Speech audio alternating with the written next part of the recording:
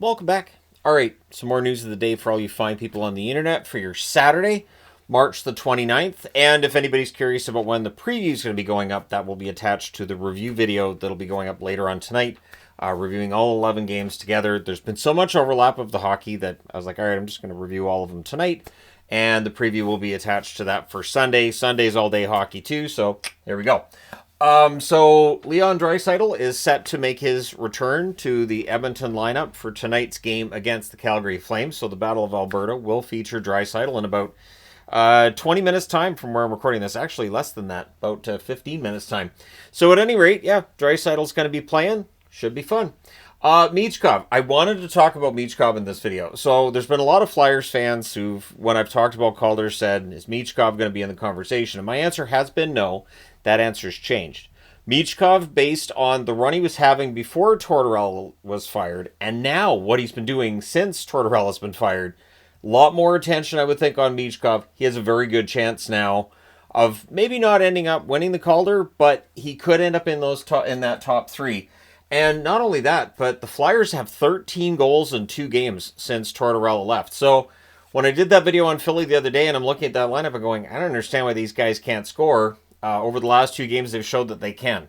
So if you're a Flyers fan, I would think that you're a lot more optimistic about next season right now than you might have been as recently as 3 games ago. Because the Flyers look a heck of a lot better. Understanding they haven't beaten teams that are like contenders or anything, but still, getting wins for Philadelphia, getting goals is a difference from what we've been seeing from the Flyers. Really depressing run of 10 games prior to the last couple.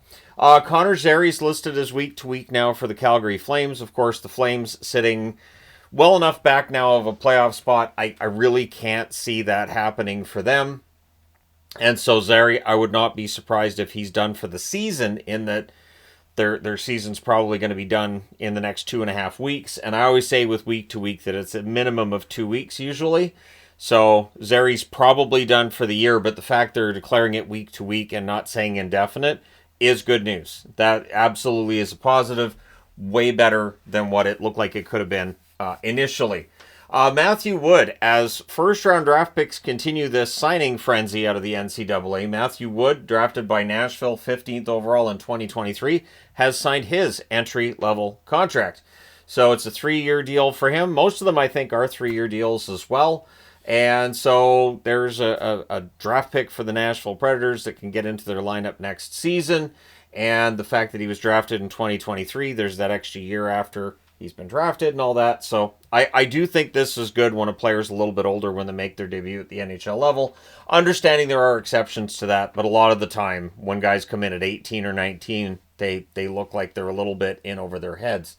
So Jets news, some good news, some bad news. Pionk is doing off-ice workouts. He's in the weight room as well as he's getting ramped up towards a return.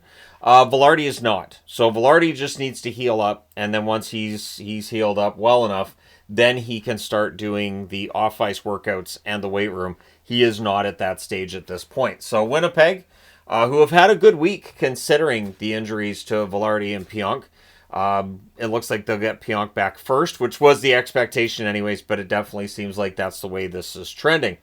Morgan Geekie, in an interview telling, and I believe it was The Athletic, I think it was Emily Kaplan doing the interview as well, that pending restricted free agent Morgan Geekie wants to stay in Boston. And based on his play and his numbers in Boston, I would think that's mutually beneficial. He's a restricted free agent this summer, but he's only 1 year away from unrestricted free agent status. I don't think Boston's going to want to sign him to a 1-year deal. I don't know that he'd want just a 1-year deal either, so we'll see what Geekie gets. He's had arguably his best 2 seasons in his career in Boston, and so staying there, I really think it does work for both sides, for Geekie and for the Boston Bruins. All the best to him. Boston's having a rough time, but we all knew they were going to after the deadline. At least I think all of us knew that they were going to have a rough time after the deadline.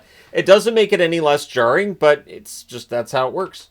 Nikita Kucherov, part of a resurgence of the Tampa Bay Lightning since Four Nations. 3 goals, 8 assists, 11 points in 3 games. So his last 3 games, he's had 11 points. I'm going to go out on a limb and say on Monday, when they do the 3 stars of the week, he'll likely be one of the stars. Tampa doesn't play tomorrow, so yeah, I'll probably be standing in front of this board or one of these boards on Monday and talking about Kucherov being one of the 3 stars of the week. So yeah, Tampa Bay, they're getting the most out of Kucherov, and he is in the conversation now for the Hart. I'm not saying he's going to win it, but he should be in the conversation, as he is, I believe, tied for the lead now in points with McKinnon. And McKinnon's, of course, in said discussion. Hellebuck has to be in that discussion. The returning Leon Draisaitl is going for 50 goals. It is quite the race for the Hart. There is no real clear-cut winner at this point, I don't think, which should make for some interesting voting. The St. Louis Blues are just a wagon at this point in time, and I know when I was talking about them, there were some that were kind of doubting St. Louis a little bit, but their winning streak now is at 9 games, and a 9-game winning streak. I mean, honestly, they've been playing so well, and they're playing such smart hockey too. So the St. Louis Blues have gone from a team that a month ago looked like they might be close. They're probably not going to make it. Now they're a team that, to me at least, is definitely going to make said playoffs. They've caught the Minnesota Wild, so there's that. But I'll be talking about that in the review and other things as well. So stay tuned for that later on tonight, unless it's way too late. And for people on the East Coast, I understand if it's way too late. And of course, the power rankings are tomorrow morning, and there's still 4 more, including tonight. There will be 27 weeks of power rankings, which is 1 more week than last year. At any rate, there you go. Thank you guys so much for all your support as always. It's greatly appreciated. Hit like and subscribe if you haven't done so already.